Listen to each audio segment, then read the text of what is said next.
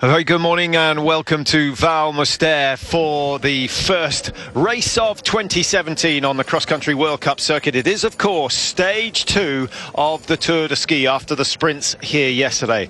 Happy New Year to all of you. I hope you had a good night last night. I hope you're feeling refreshed because these are going to be two very exciting races. The men going over 10 kilometres, mass start. It's only 10K Classic. The women racing a little later over 5K.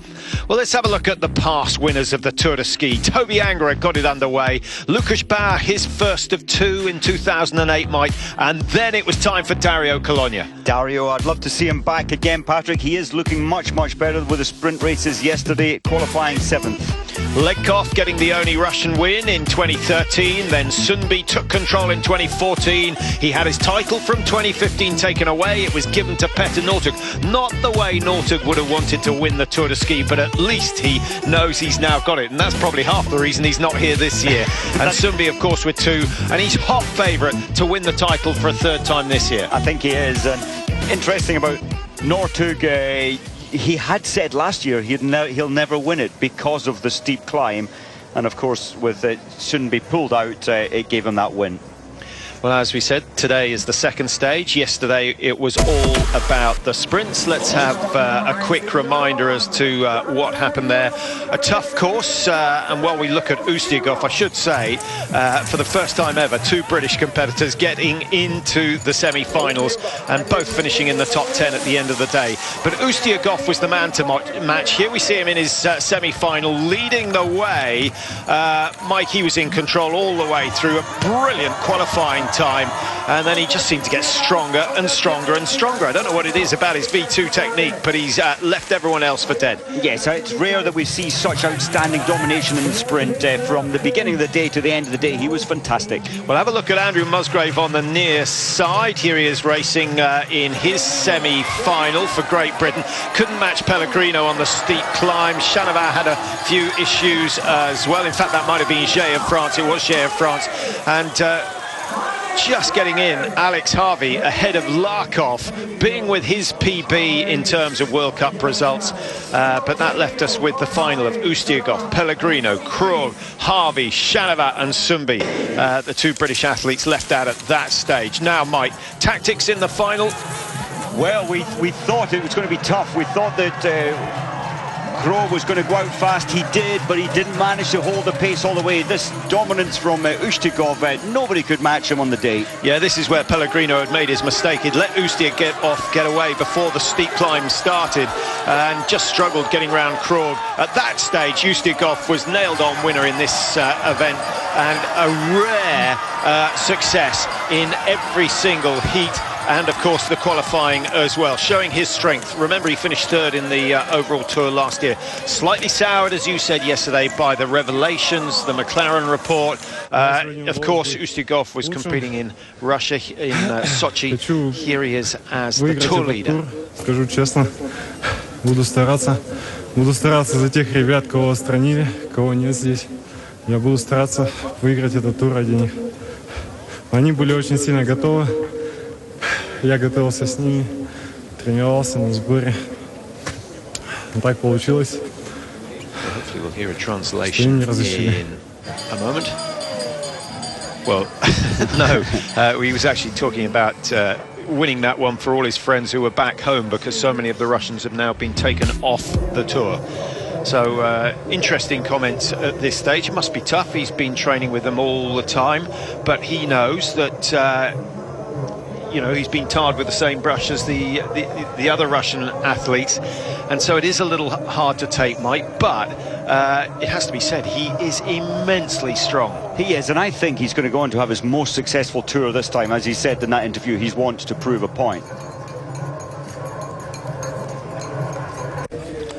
Welcome back to Val Moster. The sunshine just trying to break through. There's a little bit of breeze. The one thing we really are missing is a decent amount of snowfall, but they've worked wonders to get the tracks prepared. We saw a strong start in the sprint for you, but it's many days of racing here in just over a week.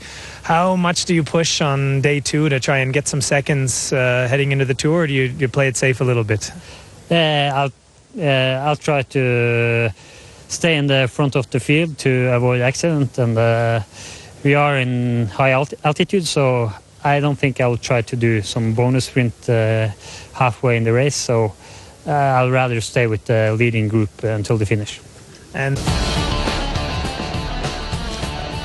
well, there you heard it. Tactics given away by Finn-Hagen Krogh, who's one of the favourites for the Tour this year. Had a very successful season last season. Be interesting to see how he goes. There's the profile, 4 times round a 2.5 kilometre loop, and the first climb is stiff. Parts of the course used yesterday, used again. Very much. Now, Patrick, it bears the question, how many will double pole this course? I think it's doable, and I think we may well see Sundby doing exactly that. Benefits of that are you don't have the glide factor is increased, and I think he'll try it. Well, here's your start list based on yesterday's results. Dario Colonia starting number 11. He was a little disappointing in the sprints yesterday, Colonia, but I don't think after what we saw yesterday we can rule him out from winning his 4th Tour de Ski title. He's going to struggle to beat Sundby, who's been the man on form so far this season. And of course, with Kalle Halvarsson of Sweden missing Mike, he was on devastating form, but we did see him drop away at the end of the Lillehammer races. Yeah. And we haven't seen him since. We haven't. Unfortunately, when he was in such great form, his best ever start to any World Cup season. He even wore yellow for a couple of days. And there you see Bellingham of Australia starting just ahead of Callum Smith, number 77. Now, if you were eagle-eyed, you might just have seen the first page. Both Musgrave and Young from Great Britain, they're starting number 9 and 10. That's their ranking in the Tour de Ski at the moment. And it's the first time we've had 2 Brits in the top 10. And there aren't too many nations who can claim that. Norway, of course, Russia, no one else.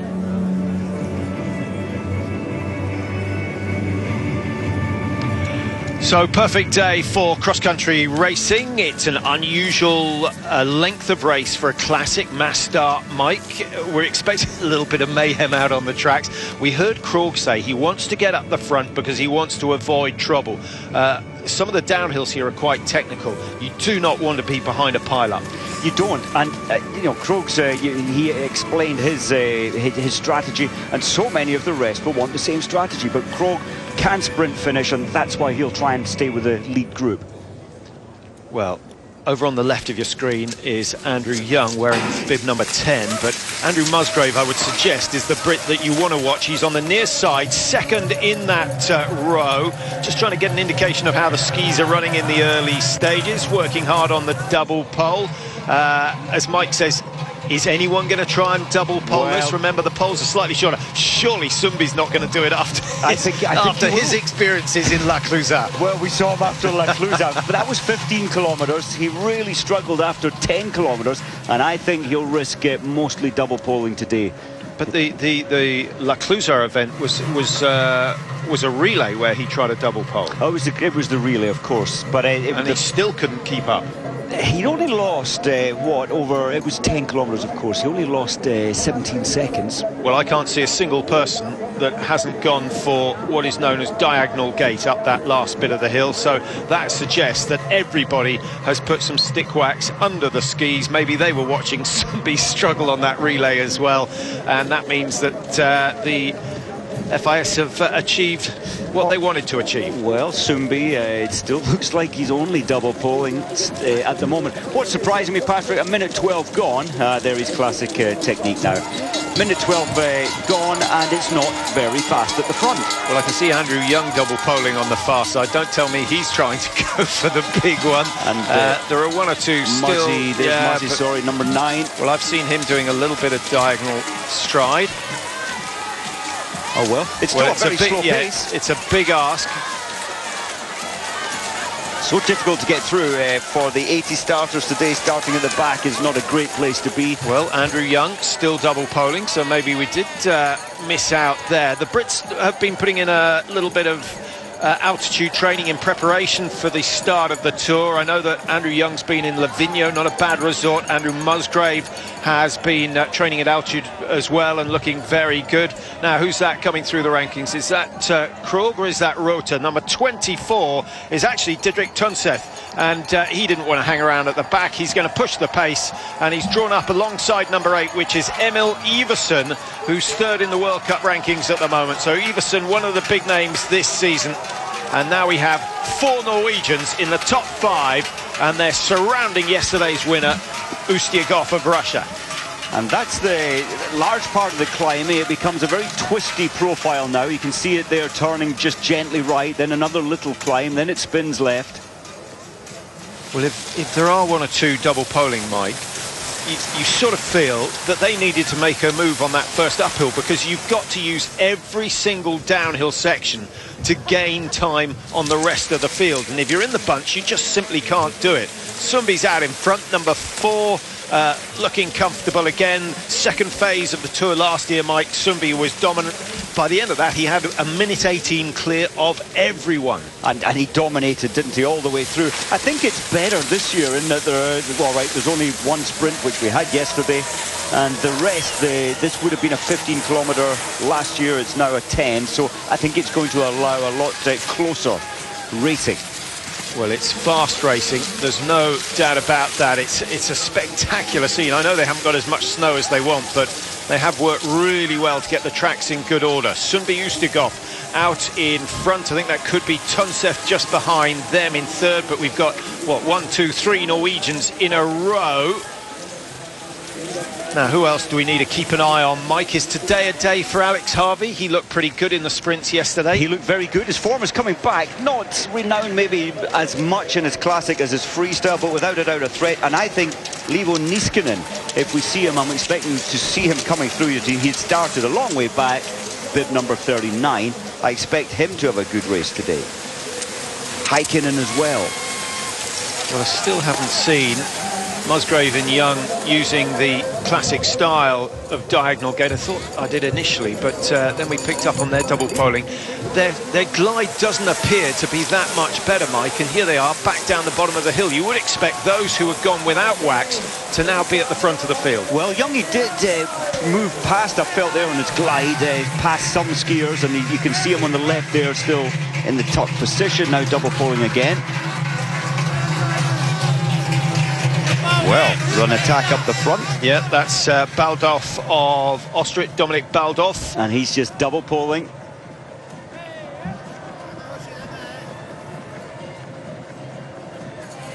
Youngie's still double polling there for survival up that steep climb, but then managing to stay in the top part of the course.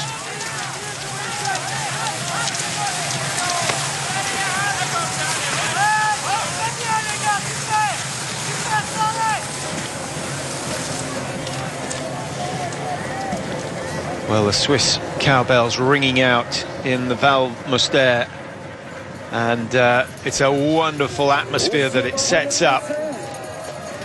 And I think the fans will be happy to see the field pretty much together, although Ustigov starting to impose himself. He's got himself a 4-5 metre lead. His skis are running well. We saw this section being used in the sprint event yesterday over the camel humps.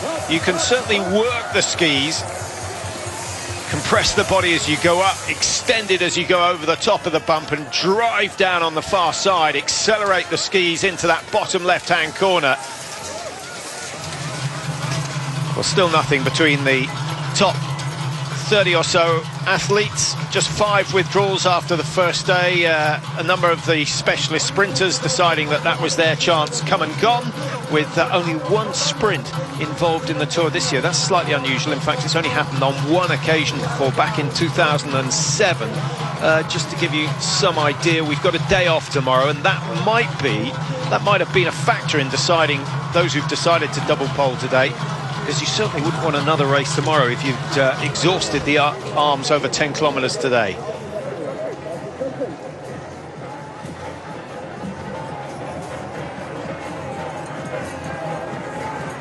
So the pace settles down. Sumbi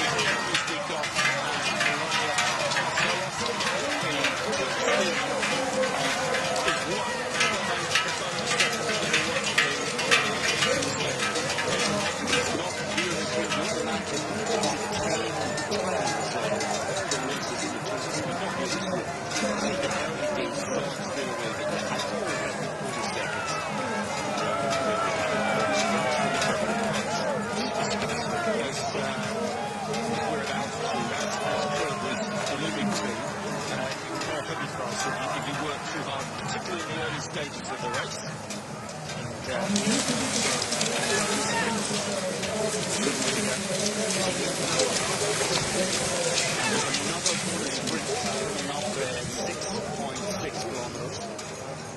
that really has spread the field out. The turn of this field to try and pick up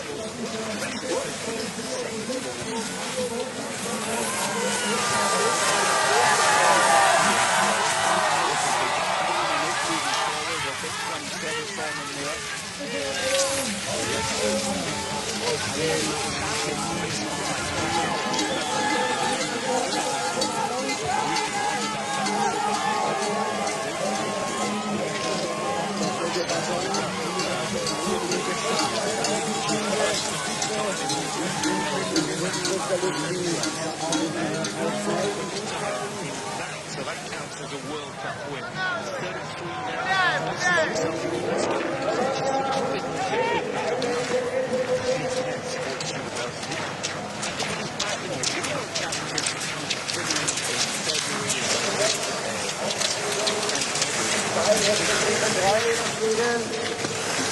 Und da kommen sie dann wieder gleich hier ins Stadion.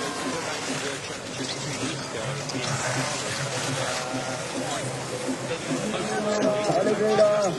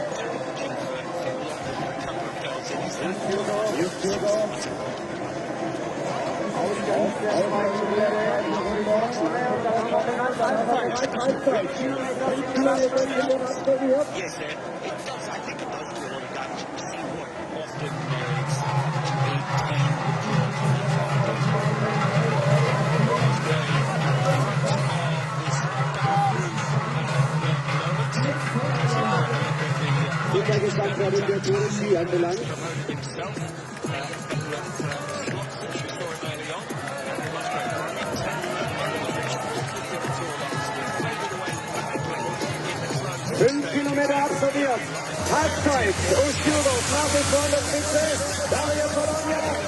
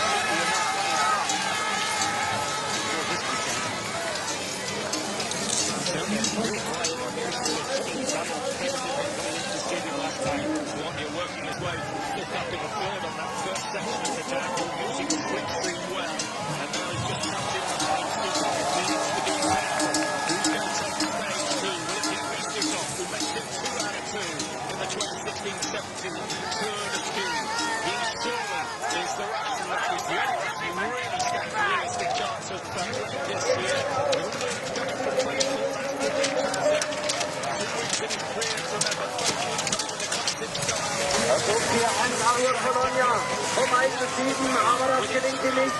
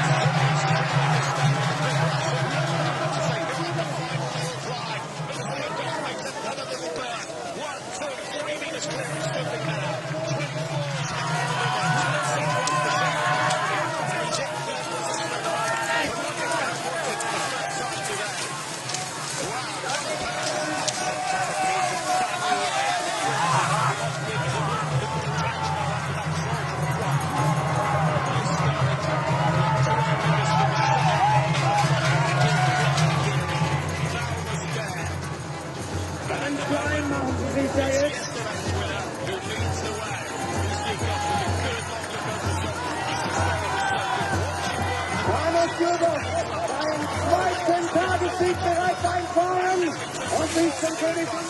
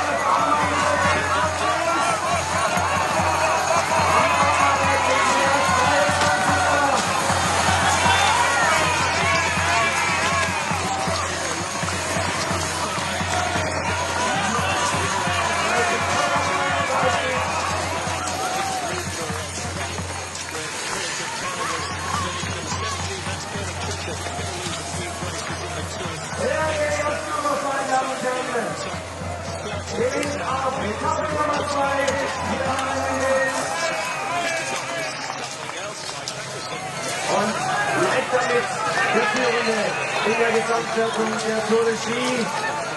Toller Auftakt für den Russen.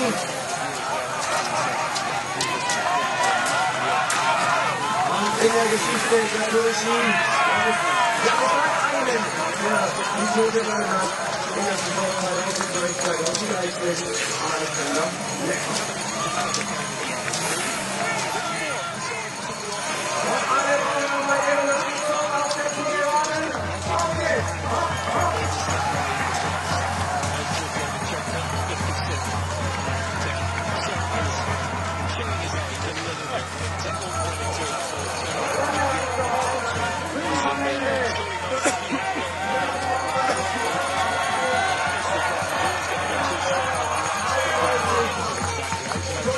Auf 36, Hermann Käser auf 52 und Kölzernisch auf 63.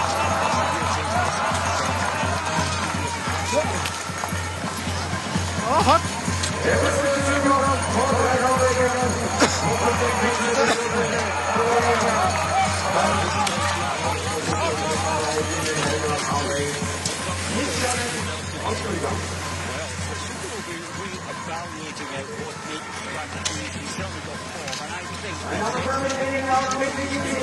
die Siegerin, aber zunächst einmal noch etwas Zeit, bis alle dann hier auch wirklich im Ziel sind.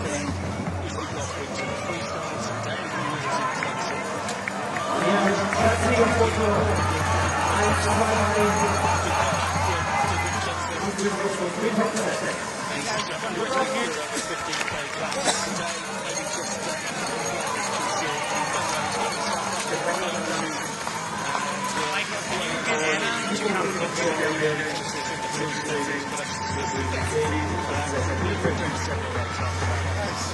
Thanks, guys.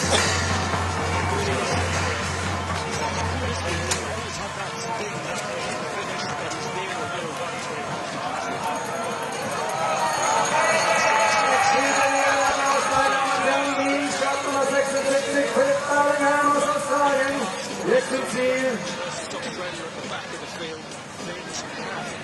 Auf Position 76.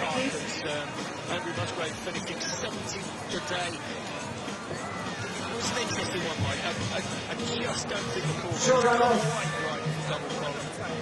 hat das Rennen nicht Ende der Bulgaren. 2 bis 4 zusammen. Beide bei der letzten Zeit bei 8:1 noch durchgelaufen waren. And it seemed to work for us. 17th was a good position, and his time behind was quite excellent as well. We could argue that until the cows come home, but we will never know where he would have finished had he had wax on the speed. He's only lost 17 seconds over 10 kilometres. I think generally the way we look at his classic this season, if you put the wax on, maybe he could have lost up to 40 seconds. Numbers, keep the position.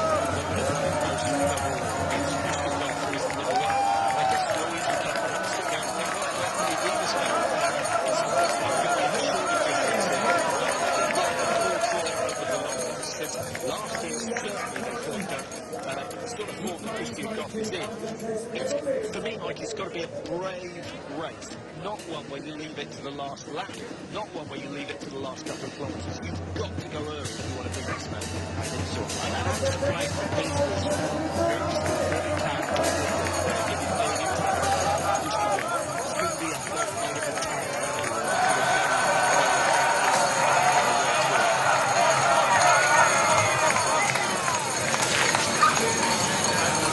Alle im Ziel. Ja, Marathon. Für die Tschechische Republik. Die Startnummer 22 auf Position 78. Meine Damen und Herren, genau hier die Siegerpräsentation. Die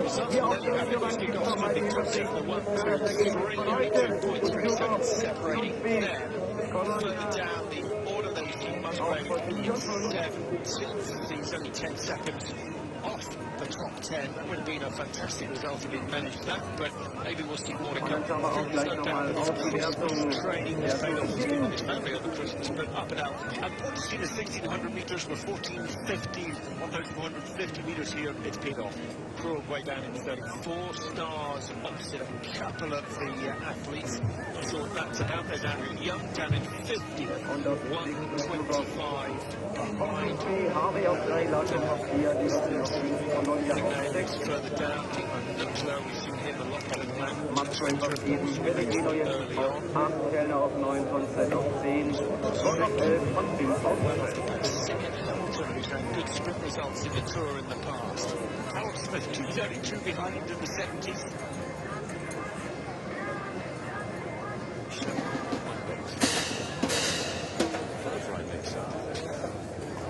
The Tour standings, 26-26, an 8-second lead for Usyk and turned into 18 seconds. Apologies that it's flicking over so fast, but we did pick up the top 10. Usyk zipping, and two men likely to be fighting it out for the Tour title. Usyk is wins. Come next Sunday will be the South Russian Tour have won the title. Well, ski jumping, of course, is a very big part of our programme over the next 2 days. It's the 4 hills competition there in Garmin today, the second event of those 4 hills. Then, of course, we've got the Willys 5 kilometre, and we're showing that at 3 o'clock if you're in the UK, 4 o'clock, of course, European time. Well, that's all we got time for. Thanks for your company today. There's the margin between first and second. Yeah, I think it goes down as an easy win for Usyk of Russia. He makes it 2 out of 2 here in Valmosfair, and he's a comfortable leader. 18 seconds his advantage in the 2016-17 Tour de Ski.